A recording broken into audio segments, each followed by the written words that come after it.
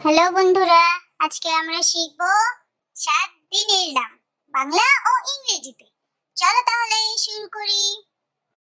এটা হলো রবিবার। রবিবারকে ইংলিশে বলে সানডে। সানডে মানে রবিবার। এটা হলো সোমবার।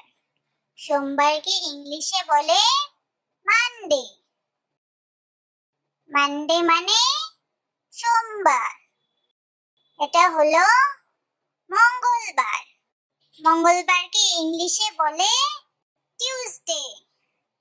টিউসডে মানে মঙ্গলবার। এটা হলো বুধবার। বুধবারকে ইংলিশে বলে ওয়েডনেসডে। ওয়েডনেসডে মানে বুধবার।